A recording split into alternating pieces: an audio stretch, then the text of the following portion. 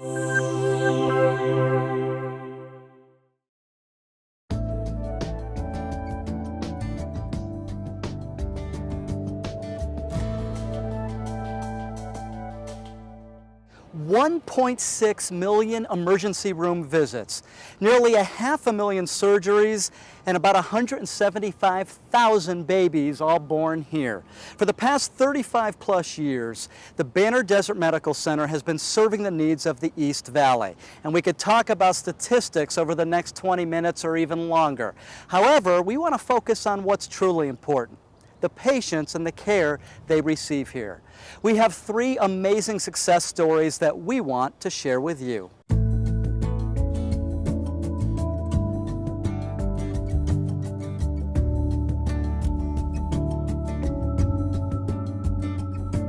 "17-year-old Michael Smith has talent, no doubt, but his ability to kick a ball like this is remarkable, considering what happened on a soccer field 3 years earlier, when he took a hard kick to his shin." As the kid came through and I cleared the ball with my leg, he hit me like right here in the inside of my shin. It broke just my tibia. It didn't actually break my fibular bone. He broke the leg on Saturday.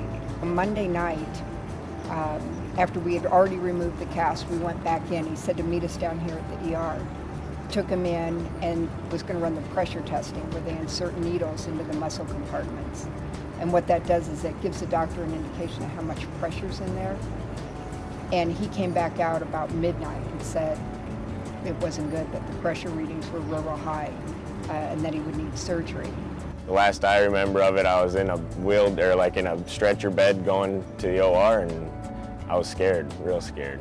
Michael's orthopedic surgeon went to work, slicing open both sides of Michael's leg to relieve the pressure and then do the delicate work of removing dead tissue, but saving as much muscle as possible. The first surgery obviously was probably the big surgery. It cut open both sides of my leg, about a 12-inch scar on both sides, and this allowed the pressure to come out and the blood to flow to come back to it, and actually most of my muscle to regenerate and come back to life, because Dr. Haskey actually removed, I don't exactly remember the exact percent, but 20 to 35% in some of the muscle compartments. It's truly what the doctors here did, the nurses here, physical therapists, my parents, that helped me really come back.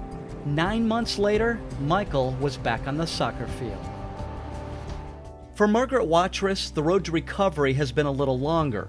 Her medical story began with the simple act of playing with her grandchildren. They wanted me to play with them, and I was trying to run around after them, and it just seemed a little harder. I didn't feel right. Dr. Ganem did an EKG on me. 2 arteries were narrowed, and they couldn't really put the stents in, and 1 artery was 90% blocked. So he recommended that Dr. Polanski do a triple bypass. While many heart patients undergo successful bypass with no complications, Margaret unexpectedly slipped into a coma. On Sunday, I fortunately came out of the coma.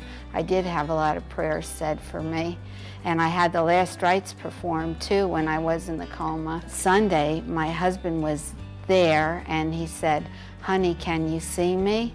And I was thinking, why is he asking me this? Because he knows I just saw him a little while ago, that I came out of the surgery. I had no idea that 3 days had gone by. Margaret says her prayers were answered. I had a lot of support from the nurses in the critical care unit, and from my family, and from the chaplain department here. After that, I came into the rehabilitation part, and that's really helped me a lot. I'm very fortunate, I feel very blessed. Michelle Todd feels blessed too, even though months ago things looked bleak for her and the baby growing inside her. It was January, and we went up north to stay in a cabin, and I was pregnant. Took a drink of decaf coffee and coughed and couldn't breathe. And they rushed me to the hospital. And then we found out on January 24th that it was the Ewing's sarcoma. It's a pediatric cancer anyway, so it's found in kids, and usually males between up to ages 12, I think, or 15, and I'm 28. And I'm a female, and I was pregnant, so everything is on the rare end of it. Banner pediatric oncologist Dr. Jim Williams wanted to start chemotherapy immediately. We didn't want to compromise her care. We didn't want to let this tumor develop metastases to the lungs and other places. But with Jenna May growing inside of her, Michelle Todd says the decision was easy. I didn't want to hurt her. Chemo wasn't an option to me at all because I didn't want to put her at risk or expose her to anything. It was a fertility pregnancy, so she's been a wanted baby for years.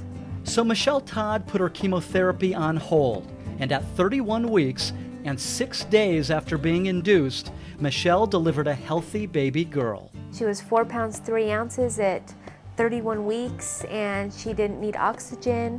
She was only on the CPAP for 2 days, which just holds her lungs open. So she did wonderful. 2 days later, the Banner Children's Oncology team started Michelle's year-long chemotherapy. She had a wonderful response to chemotherapy. This tumor really shrunk down almost to nothing. So when I was showing her the films, it was quite impressive. Dread the treatments a little bit, because you want them to be over with, but as far as the care goes, I don't think it could be better.